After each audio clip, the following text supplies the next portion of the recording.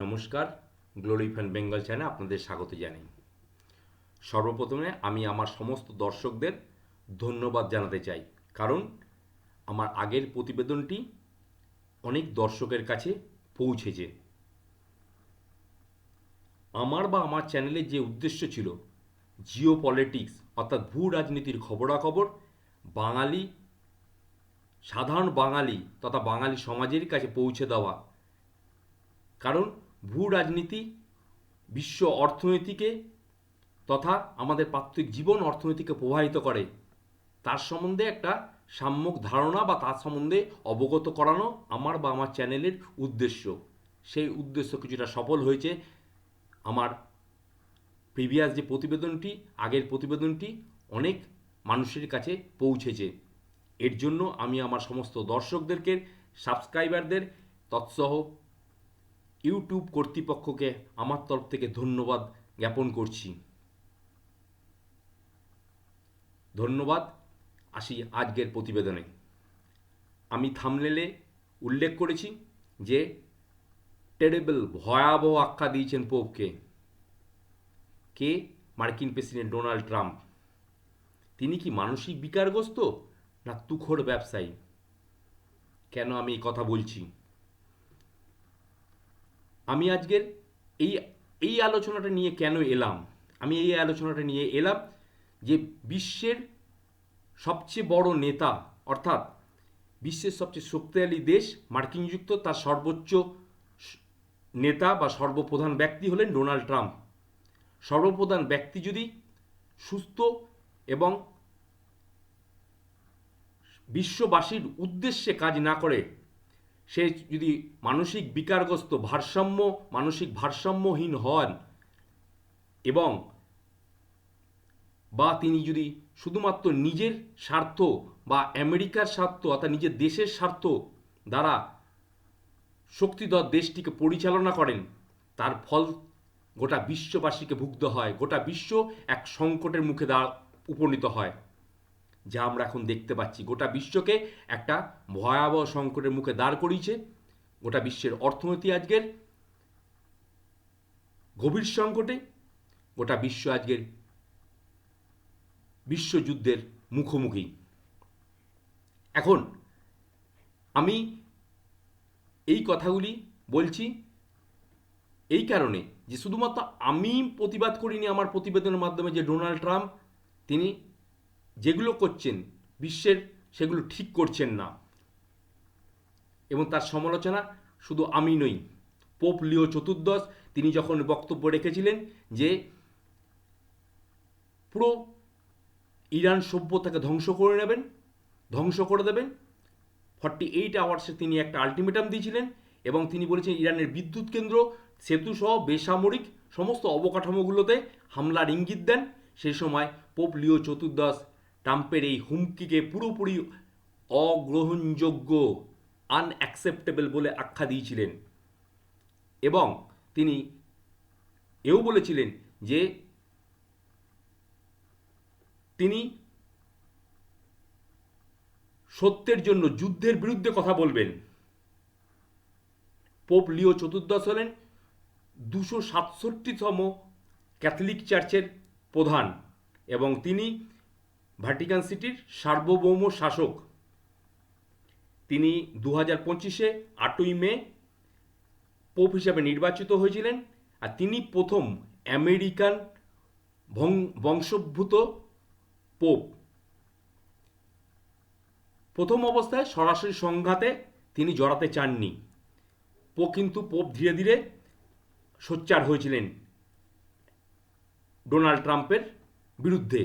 তিনি বিশ্বব্যাপী মার্কিন নাগরিকদের তাদের জননেতাদের সাথে যোগাযোগ করে যুদ্ধের বিরুদ্ধে অবস্থান নেওয়ার আহ্বান জানিয়েছেন।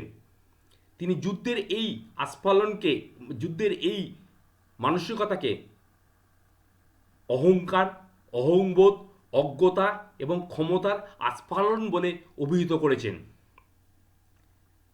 পোপের সমালোচনার উত্তরে ট্রাম্প পোপ লিও চতুর্দশকে বলেছেন যিনি পররাষ্ট্র নীতির জন্য ভয়ানক, ভয়াবহ এবং অপরাধীদের প্রতি দুর্বল।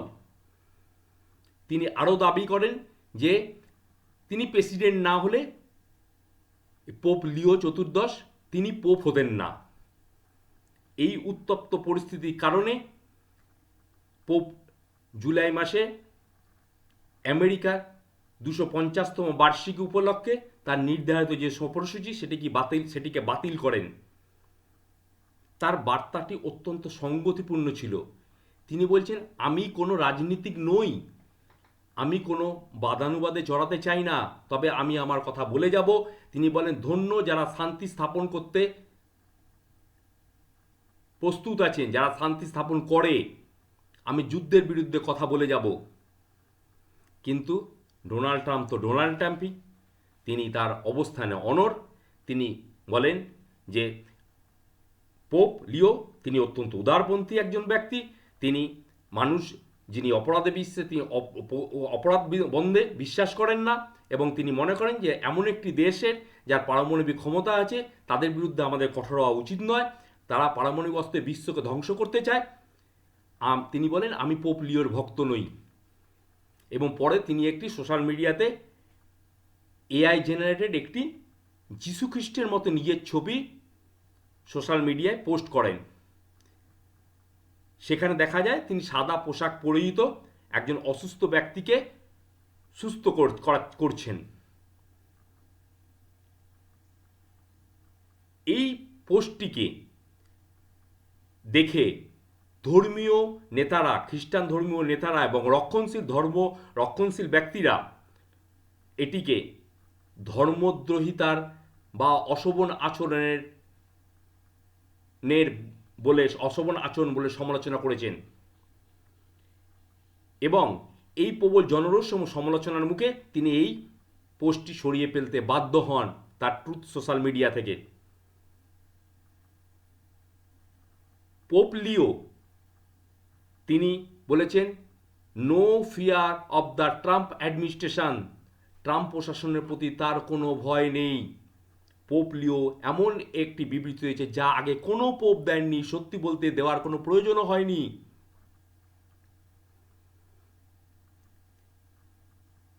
সুতরাং আমরা বুঝতে পারছি যে গোটা বিশ্ব আজকের একটা সভ্যতা আজকের কার হাতে রয়েছে, অর্থাৎ কার দ্বারা পরিচালিত হচ্ছে। ট্রাম্প একজন আত্মমুগ্ধ আধিপত্যকামী ব্যক্তি। আমি এই শব্দগুলো অযথা ব্যবহার করছি না। কেন না, আমার মনে হয় ট্রাম্প নিজেকে বিশ্বের অধিপতি ভাবেন। তার কথা শুনলে বুঝবেন যে তিনি যে কোনো সময় যে কোনো যুদ্ধ করতে পারেন, যে কোনো দেশকে অধিকার করে নিতে পারেন। তার ইচ্ছা হলো ভেনেজুয়েলা দখল করে নেব, ভেনেজুয়েলা দখল করে নিলেন। তার ইচ্ছা হলো গ্রিনল্যান্ডকে তিনি কিনবেন, গ্রিনল্যান্ডকে বিক্রি করতে হবে। তার ইচ্ছা হলো ন্যাটোভুক্ত দেশের আমি থাকবো না ন্যাটোভুক্ত দেশগুলির মধ্যে, ন্যাটোকে আমি সাহায্য করব না, আমি ন্যাটোকে সাহায্য করব না। তার কথা শুনলে বুঝতে পারবেন তিনি এমন একটা আমেরিকান প্রেসিডেন্ট যা এর আগে কখনো আসেনি। আমেরিকা প্রেসিডেন্ট এমন অভদ্র, নিষ্ঠুরতা এবং মানসিক বিকৃতির সাথে কথা বলতে আগে শোনা যায়নি। তিনি সদ্য বলছেন যে তিনি কিউবা আক্রমণ করবেন। তার কথাবার্তা শোনা অত্যন্ত বিরক্তিকর এবং জঘন্য। কিউবা আক্রমণের কথা তিনি বলেছেন। এর ফলে একটা পূর্ণাঙ্গ যুদ্ধের সম্মুখীন হতে পারি আমরা। যা কিছু ঘটছে তাই আধিপত্যকামী মানসিকতার অংশ, যা আমেরিকার আমেরিকান শ্রেষ্ঠত্ববাদ বা মাগা, মেক আমেরিকা গ্রেট এগেন, এই মানসিকতারই একটি অংশ, যা বিভ্রান্তিকর রাজনীতির উপর ভিত্তি করে তৈরি। সুতরাং পুরো আমেরিকান রাজনৈতিক ব্যবস্থা মনে করে যে তারা বাকি বিশ্বকে পরিচালনা করতে পারে, তারা বাকি বিশ্বকে নির্দেশ দিতে পারে, কিন্তু বাস্তব ব্যবস্থাটা তা নয়। কারণ বাস্তব ব্যবস্থাটা অত্যন্ত খারাপ। তারা এমন একজন প্রেসিডেন্ট রয়েছে যিনি বাস্তব থেকে বিচ্ছিন্ন। তিনি সবাইকে তার সামনে মাথা নত করতে, জো হুজুরের মতো তার সাথে ব্যবহার করতে আশা করেন। তিনি ভেবেছিলেন এই যুদ্ধে উপযুক্ত এক্সিট প্ল্যান ছাড়া তিনি এই যুদ্ধ নেমে গেছিলেন। তিনি ভেবেছিলেন সহজেই ইরানকে একদিনেই দমন করা যাবে, কিন্তু যা তিনি শুরু করেছিলেন তা পরিকল্পনা মাফিক হয়নি। এই যুদ্ধ আজকে অজনপ্রিয়, মানুষ রাস্তায় নেমে প্রতিবাদ করছে সারা দেশে। গতকালও গোটা দেশে ডোনাল্ড ট্রাম্পের বিরুদ্ধে বিশাল মিছিল হয়েছে। নিজের তৈরি বিপর্যয় থেকে নিজেকে বাঁচানোর চেষ্টা ছাড়া অন্য কোনো রাজনীতি এখন নেই তার কাছে অবশিষ্ট। তাকে তার ফেস সেভের জন্য, তাকে এখন তিনি যা কিছু করছেন তা তার ফেস সেভের জন্য করছেন। অর্থাৎ তিনি এখন এনিহাও এই যুদ্ধ থেকে এক্সিট হওয়ার পথ খুঁজছেন, এবং এই করার জন্য তাকে প্রতিনিয়ত মিথ্যা কথা বলতে হচ্ছে। এই বলছেন এই আমরা ইরানের সঙ্গে আলোচনা করছি, এই বলছেন এই তো সঠিক ব্যক্তির সঙ্গে আলোচনা আমরা করেছি, এই বলছে ইরান আলোচনায় রাজি হয়ে গেছে, এই বলছে আমরা প্রায় একটি চুক্তিতে পৌঁছে গেছি, এই বলছে আমরা ইরানের সমস্ত অবকাঠামো নষ্ট করে দিচ্ছি, ধ্বংস করে দিচ্ছি, ইরানের সমস্ত নেতারা শেষ হয়ে গেছে, ইতিমধ্যে সব শেষ হয়ে গেছে। একটি বাক্য শেষ হওয়ার আগে আরও একটি বাক্য দিয়ে তাকেই খণ্ডন করছে বাচ্চাদের মতো। ইরান কিন্তু কঠোর পাল্টা আঘাত দিয়েছে। ট্রাম্প সম্ভবত বা নেতানিয়াহু এটা আশা করেনি। বিশেষ করে হরমুজ প্রণালী অবরোধের বিষয়টি, এই দুই ব্যক্তি ছাড়া পুরো মার্কিন গোয়েন্দা সংস্থা এমনকি অর্থনৈতিক বা সামরিক ব্যবস্থা কি করে ফেল করলো আমি বুঝতে পারছি না। তারা কেন এটা বুঝতে পারলো না যে ইরান একটি ছোট্ট দেশ, ভেনেজুয়েলা নয়। একই রকমভাবে গত বছর ট্রাম্প যখন বাণিজ্য যুদ্ধ শুরু করেছিল ভারত, চীন, রাশিয়া সমস্ত দেশের ওপর, যেটি কোনো ধারণা, জ্ঞান বা সূক্ষ্ম বিচার বুদ্ধি ছাড়াই তিনি করেছিলেন, যা লক্ষ্য অর্জনে ব্যর্থ হওয়া ছিল স্বাভাবিক। কারণ যা বলা হয়েছিল বাণিজ্যিক ঘাটতি পূরণ হবে, যা হয়নি। যা বলা হয়েছিল চাকরি অর্থাৎ কর্মসংস্থান, উৎপাদন তৈরি করবে, যা হয়নি, ঘটেনি। কারণ এটি অবৈধ ছিল। মার্কিন সুপ্রিম কোর্ট এটি অবৈধ ডিক্লেয়ার করেন, অবৈধ ঘোষণা করেন। বর্তমানে সমস্ত গালফ রিজিয়ন এই একটি লোকের ভুল সিদ্ধান্তের ফলে, লেবানন থেকে ইরান, ইরাক থেকে সৌদি আরব থেকে ইউএই, সংযুক্ত আরব আমিরাত, সমস্ত দেশ, 8টি দেশ আজকের যুদ্ধের কবলে। অনেকটা দ্বিতীয় বিশ্বযুদ্ধের মধ্যে অবস্থা। ইউএস এবং ইরানের মধ্যে গত সপ্তাহে আলোচনা ব্যর্থ হওয়ার পর ডোনাল্ড ট্রাম্প জানিয়েছেন কি তিনি সোমবার থেকে হরমুজ প্রণালী অবরোধ করে দেবেন। ইরানের সমস্ত বন্দরকে অবরুদ্ধ করতে তিনি চলেছেন। ডুপ্লিমেসি দেখুন কীরকম। এইখানে আসল স্বরূপ বোঝা যায়। কারণ এই যে আমরা বাচ্চাবেলা আমাদের কলেজ লাইফে আমাদের একটা কথা প্রচলিত ছিল যে জেএমটিটি, ডোনাল্ড ট্রাম্প হচ্ছে তাই, যাতে মাতাল তালে ঠিক। কেন বলছি আমি এই কথা? কারণ ডোনাল্ড ট্রাম্প এই যে হরমুজ প্রণালী অবরোধ মূলত কী কারণে না, ইরানের বন্দরগুলি থেকে পারস্য উপসাগর এবং হরমুজ প্রণালীর মধ্যে দিয়ে বিশ্ববাজারে তেল ও গ্যাসের সরবরাহকে বন্ধ করা উদ্দেশ্য। কারণ এই যুদ্ধের আমরা জানি হরমুজ প্রণালীতে বিশ্বের 20% তেল সরবরাহ হয়। অন্য দেশগুলোর সরবরাহ বন্ধ করে দিলেও তারা নিজের তেল সরবরাহ অব্যাহত রেখেছিল এবং বিশ্ববাজারে তাদের তেল পৌঁছে দিচ্ছিল। এই মধ্যপ্রাচ্যে যুদ্ধ শুরু হওয়ার আগে ক্রুড অয়েল ছিল 58 টাকা প্রতি লিটার। 58 টাকা মানে $58। বর্তমানে $100 পেরিয়ে গেছে। অতএব এই অশান্তি বজায় রাখলে কারা লাভবান হবে? কারণ মার্কিন যুক্তরাষ্ট্র তেল বিক্রি করে, ভেনেজুয়েলা তেল বিক্রি করছে, রাশিয়া তেল বিক্রি করে, ইরান তেল বিক্রি করছে, তারা লাভবান হচ্ছে। কিন্তু যারা তেল কিনছি আমরা, যারা তেলের ওপর নির্ভরশীল, তাদের অর্থনৈতিক সংকটের মুখে পড়ছে। কেন? প্রচুর পয়সা তেল কিনতে হচ্ছে, তার ফলে কি মুদ্রাস্ফীতি বৃদ্ধি পাচ্ছে, জিনিসপত্রের দাম বাড়ছে, এবং তেলের সংকট হলে সমস্ত ক্ষেত্রে হাহাকার পড়ে যাবে। যেমন জ্বালানির সংকটে বলে জিনিসপত্রের পরিবহনের দাম বাড়বে, জিনিসপত্রের দাম বাড়বে, মুদ্রাস্ফীতি বৃদ্ধি পাবে, সারের সরবরাহ কম হবে, ফলে খাদ্যের সংকট দেখা দেবে। সুতরাং ক্ষতিগ্রস্ত কারা? ক্ষতিগ্রস্ত আমরা, যারা তেল আমদানির ওপর নির্ভরশীল। সুতরাং ডোনাল্ড ট্রাম্প একজন তুখোড় ব্যবসায়ী। হরমুজ প্রণালী অবরোধের মূল কারণ, এখন হরমুজ প্রণালী বা ইরানের বন্দরগুলো অবরোধের মূল কারণ, সেই বন্দর দিয়ে যাতে ইরান বিশ্ববাজারে তার তেল পৌঁছে না দিতে পারে। যুদ্ধের ষষ্ঠ সপ্তাহ ইরান বিশ্ববাজারে তার তেল পৌঁছে দিয়েছে। এখন ইরানের সবকটি বন্দর বন্ধ করার কথা বলছে যুক্তরাষ্ট্র। কিন্তু ভাবুন, এই যুদ্ধের মাঝে কিছুদিন আগেই কি বলছিল? 48 ঘন্টা সময় দিল, অবরোধ খুলে দাও। অবরোধ খোলার জন্য অন্য দেশকেও বলছিল, জোর দিচ্ছিল যে তোমরাও কেন অবরোধ খোলার জন্য বাধ্য করছো না, কেন আমেরিকাকে সহযোগিতা করছো না।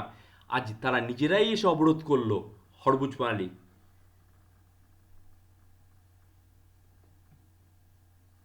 এর বাস্তবে এর অর্থ কি দাঁড়ায় তা কিন্তু পুরোপুরি স্পষ্ট নয়। অর্থাৎ তারা কি করতে চাইছে, কোন জায়গাটা অবরোধ করেছে তারা বলছে যে হরমুজ প্রণালী শুধু অবরোধ করেনি, তারা ইরানের বন্দরগুলোর উপর নজরদারি করছে। যেমন মার্কিন সেন্ট্রাল মিলিটারি কমান্ডো অর্থাৎ সেন্টকম, এদের তথ্য অনুযায়ী বলছে যে এলাকায় প্রবেশকারী যে কোনো জাহাজকে নজরদারি করা হবে এবং তারা জাহাজকে আটকানো হবে বা তাদেরকে জব্দ করা হতে পারে, বা প্রণালী দিয়ে ঢুকতে আটকানো যেতে পারে, বা প্রণালী দিয়ে বার করে দেওয়া যেতে পারে। প্রবেশ করতে বা বের হতে যে কোনো জাহাজকে তারা আটকাতে পারে, পথ পরিবর্তন করতে বাধ্য করতে পারে। এর জন্য পারস্য উপসাগরে সম্ভবত মার্কিন যুদ্ধ জাহাজগুলিকে ওমান উপসাগর বা তার আশেপাশে পারস্য উপসাগরে অবস্থান করতে হবে। তবে তারা পারস্য উপসাগরের ভেতরে সরাসরি ঢুকবে না, পরিবর্তে স্যাটেলাইট বা অন্য কিছু দ্বারা, স্যাটেলাইটের দ্বারা তারা ট্যাঙ্কারগুলি ইরানের বন্দরগুলির ওপর নজরদারি করবে। ট্যাঙ্কারগুলি অবস্থান তারা নির্ধারণ করবে। ট্যাঙ্কারগুলি বন্দর থেকে বেরালে কোন ট্যাঙ্কারগুলিকে ধরা হবে, কোন ট্যাঙ্কারগুলো জব্দ করাবে, সেই তার সিদ্ধান্ত নেবে। তারা তল্লাশি চালাবে। তবে শোনা যাচ্ছে তারা যেসব খালি ট্যাঙ্কারগুলো আছে তাদের কাছে তেল কিনতে পরামর্শ দিচ্ছে। বলছে ভেনেজুয়েলা থেকে তেল নিয়ে এসো। ভাবুন কত বড় ব্যবসাদার। সপ্তাহখানেক ধরে তারা, আমি বললাম যে হরমুজ প্রণালী খুলে দেওয়ার জন্য ইরানকে রাজি করানোর জন্য সবাইকে বাধ্য করছিল, সবাইকে বলছিল, রাগারাগি করছিল, নেটের উপর রাগারাগি করছিল। আজ তারাই অবরোধ করেছে। উদ্দেশ্য কি না, গত সপ্তাহে এই যে পাকিস্তানে যে ইসলামাবাদে মার্কিন যুক্তরাষ্ট্র ইরানের মধ্যে যে সরাসরি বৈঠক হয়েছে, সেই বৈঠকের প্রথম দফা বৈঠক ব্যর্থ হয়েছে। তারা যা চেয়েছিল তা পূরণ হয়নি, তার ফলে বৈঠক ব্যর্থ হয়েছে। দ্বিতীয় দফা বৈঠকের জন্য আবার আশা করা হচ্ছে দ্বিতীয় দফা বৈঠক ইতিমধ্যে শুরু হবে, বৃহস্পতিবার হয়তো শুরু হবে। এখন ডোনাল্ড ট্রাম্প কি চাইছেন? ডোনাল্ড ট্রাম্প চাইছে যে ইরান বা তার মিত্র দেশগুলিকে, যাদেরকে তারা তেল সরবরাহ করে, আর তার মিত্র দেশ চীন সবচেয়ে বেশি তেল, ইরানের সবচেয়ে বেশি তেল সরবরাহ করে কাকে? চীনকে। অর্থনৈতিকভাবে চীনের ওপর চাপ সৃষ্টি করা আর চীনকে বাধ্য করা যাতে সেই ইরানকে বলে যে যুদ্ধবিরতিতে থাকাকালীন তারা চুক্তিতে বা তারা সমস্ত শর্ত মেনে চুক্তি করতে রাজি হয়। কারণ তাকে এখন ফেস সেভ করে এই যুদ্ধ থেকে বেরাতে হবে। ইরান এবং মার্কিন যুক্তরাষ্ট্র উভয় পক্ষ অন্য পক্ষকে দুর্বল ভাবছে দুর্বল অবস্থানে রয়েছে, তার ফলে কেউ কারো অবস্থান থেকে সরছে না। এবং সাম্প্রতিক ইতিহাসে দেখা গেছে যে ইরান যখন এইরকম বাইরের শক্তির প্রভাবে তাদের যখন কঠোর অবস্থানের মুখোমুখি হতে হয়, দেখা গেছে তারা নতি স্বীকার করার বদলে কঠোর অবস্থান গ্রহণ করে। কিন্তু ইরান চীনের কথা শোনে। গোটা বিশ্বই এখন চীনের দিকে তাকিয়ে আছে, কারণ বিশেষ করে মার্কিন নীতি ক্রমশ অসামঞ্জস্যপূর্ণ এবং খামখেয়ালি হয়ে উঠেছে। তাই এমন অনেক দেশই আছে যারা আগে চীনেরকে শত্রু মনে করে, তারাও এখন চীনের দিকে তাকাচ্ছে, তাদের সহযোগিতা কামনা করছে। চীন ইরানের সমর্থক, তারা ইরান থেকে প্রচুর পরিমাণে তেল কেনে। এই সংঘাত বন্ধ হলে আন্তর্জাতিক বাজারে স্থিতিশীলতা ফিরে আসবে।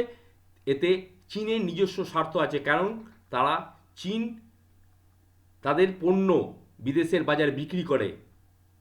সুতরাং বিদেশের বাজার স্থিতিশীল থাকুক, সেটা তারা চাইবে। সেই বাজারে সংকট, অস্থিরতা বা অত্যাধিক জ্বালানি মূল্যের কারণে বা জ্বালানি মূল্যের কবলে পড়ে থাকবে, এটা তারা চাইবে না।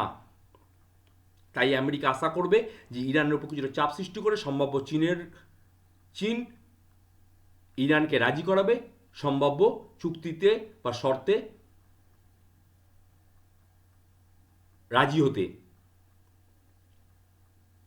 যদিও চীন পুরোপুরি এই যুদ্ধে পুরোপুরি অনুপস্থিত নয়, কিন্তু তারা পাকিস্তানের সঙ্গে বিভিন্ন মিটিং করেছে, বিভিন্ন বৈঠক করেছে, যৌথভাবে বিবৃতিও দিয়েছে এবং সেখানে সংঘাত বন্ধের জন্য তারা আহ্বান জানিয়েছে।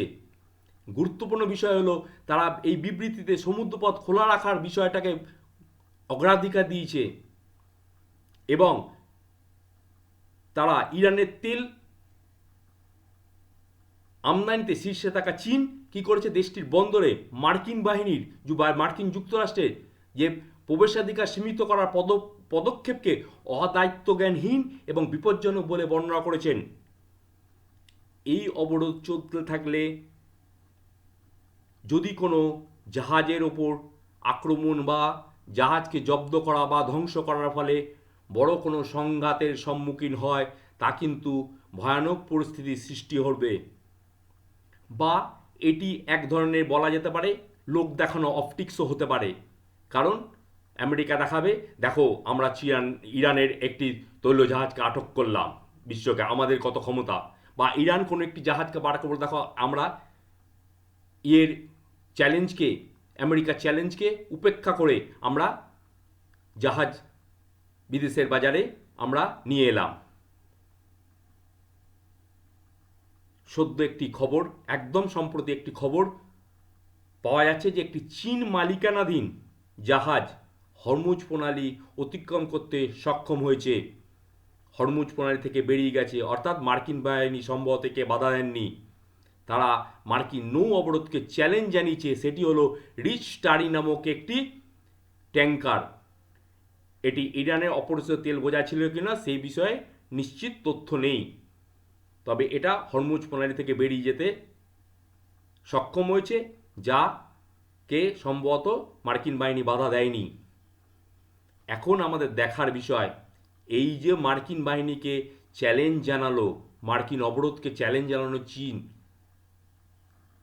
এটাকে কিভাবে মার্কিন যুক্তরাষ্ট্র নেয়, ডোনাল্ড ট্রাম্প কিভাবে এর প্রতিক্রিয়া ব্যক্ত করে, এটা আমাদের এখন দেখার বিষয়। গোটা বিশ্ব আজকে তাকিয়ে আছে এই মধ্যপ্রাচ্যের এই অশান্তির দিকে। এই অশান্তি কবে শেষ হবে তার অপেক্ষায় রয়েছে। ধন্যবাদ, থ্যাংক ইউ। ভালো লাগলে চ্যানেলটিকে সাবস্ক্রাইব করুন এবং লাইক করুন ও শেয়ার করুন।